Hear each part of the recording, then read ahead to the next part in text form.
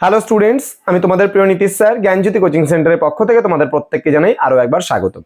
তো স্টুডেন্টস, তোমরা যারা সিধু কানু বিরসা ইউনিভার্সিটির আন্ডারে বিভিন্ন কলেজগুলোতে পড়াশোনা করছো তাদের জন্য আজকের এই ক্লাসটি অবশ্যই মেজর হিস্ট্রি অথবা মাইনর হিস্ট্রিতে যাদের রয়েছে, তো তোমাদের মেজর এবং মাইনর হিস্ট্রির যে সিলেবাস রয়েছে সেই সিলেবাসটা সেম, যার জন্য আমি তোমাদেরকে এইভাবে করে ক্লাসটা নিচ্ছি। তো প্রথমত তোমাদের ইউনিট 3তে তোমরা জানো সঙ্গম এজ রয়েছে তোমাদের, এবং এই সঙ্গম এজ থেকে আমি আজকে তোমাদের যে সমাজ ব্যবস্থা সেই সমাজ ব্যবস্থা নিয়ে আমি আলোচনা করব। সঙ্গম যুগের সমাজ ব্যবস্থা বা how was the social system in Sangam era, Sangam যুগের সমাজ ব্যবস্থা কেমন ছিল এই নিয়ে আমি আজকে ক্লাসটিতে আলোচনা করব। তো ক্লাসটি শুরু করার পূর্বে তোমাদেরকে বলবো, অবশ্যই যারা এখনো চ্যানেলটিকে সাবস্ক্রাইব করনি তারা অবশ্যই চ্যানেলটিকে সাবস্ক্রাইব করে আমাদের সঙ্গে থাকো। অনলাইনে যুক্ত হতে চাইলে ডেসক্রিপশন বক্স থেকে আমাদের নাম্বার নিয়ে আমাদের সঙ্গে যোগাযোগ করতে পারো।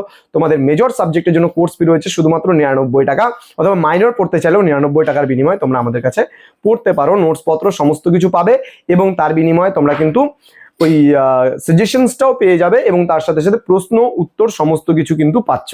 এছাড়া কিছু ক্লাসেসও তোমরা কিন্তু পাচ্ছ আমাদের কাছ থেকে।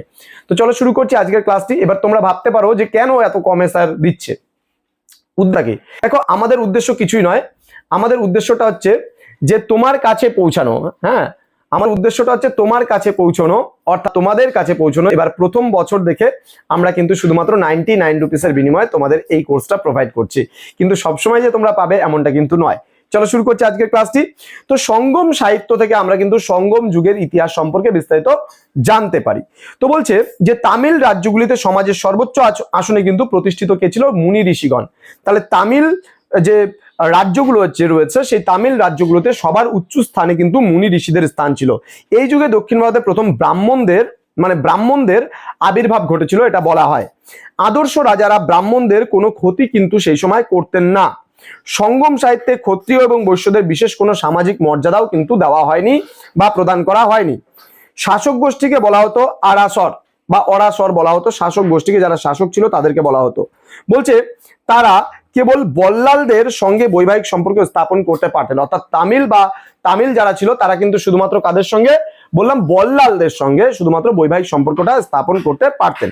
ঠিক আছে, তো বলছে বল্লালদের হাতে ছিল অধিকাংশ জমি এবং বল্লালদের ছিল কৃষকদের মধ্যে অভিজাত শ্রেণী। এছাড়াও সমাজে তোমার শিকারী, হ্যাঁ, ভেদ্যুভরকে পশুপালক বলছে এখানে, স্বর্ণকার, কর্মকার, সূত্রধর, কুম্ভকার, মৎস্যজীবী, হ্যাঁ, প্রমুখ কিন্তু বা ম্যাথর প্রভৃতি শ্রেণী কিন্তু বিরাজ করতো। নর্মালি তুমি আজকে সমাজে যে শ্রেণীবিভক্ত সমাজে যতজন তুমি আর কি দেখতে পাও, ঠিক একইভাবে তোমার হচ্ছে সেই আমরা সঙ্গম যুগেও কিন্তু প্রায় এই ধরনের ইয়েগুলো দেখতে পাই। ঠিক আছে, জাতি প্রথা অনুসারে অধিবাসীদের পোশাক পরিচ্ছদ ভিন্ন ভিন্ন ধরনের হতো এবং সমাজে বিবাহকে একটা ধর্মীয় বন্ধন বলে মনে করা হতো। ঠিক আছে, তো সমাজে 8 ধরনের বিবাহ প্রথাই প্রচলিত ছিল। যেমন তোমরা জানো, আমি বলেছিলাম যে বিবাহ প্রথাগুলো কি কি ছিল, যেমন আর্য, দৈব, ব্রহ্ম, প্রজাপত্য, গান্ধার্ব, অসুর, রাক্ষস আর পৈশাচ। এই 8 ধরনের বিবাহ কিন্তু সেই সময় সঙ্গম যুগেও সোসাইটিতে প্রচলিত ছিল, এটাই বলা হয়েছে। এমনকি সতীদাহ প্রথার প্রচলনও কিন্তু আমরা দেখি সঙ্গম যুগের সমাজে কিন্তু প্রচলিত ছিল। সমাজে নানা ধরনের আচার অনুষ্ঠান, তারপরে বলি প্রথা, প্রায়শ্চিত্ত, প্রার্থনা প্রথাও কিন্তু এই সময় প্রচলিত ছিল। তো স্টুডেন্টস, এই ছিল আজকের শুধুমাত্র সামাজিক অবস্থা সম্পর্কে আমি 5 নম্বরের জাস্ট বলে দিলাম। এরপরে বাকি যে ডিটেলস গুলো যদি পেতে চাও আমাদের সঙ্গে অবশ্যই যোগাযোগ করো। আমাদের নোটসের বিনিময়ে পুরো প্যাকেজটা তোমরা পেয়ে যাচ্ছ। দেখা হচ্ছে খুব তাড়াতাড়ি পরবর্তী ক্লাস নিয়ে। তোমরা প্রত্যেকেই ভালো থেকো, সুস্থ থেকো। Thank you so much. Thanks for watching after all. Thank you.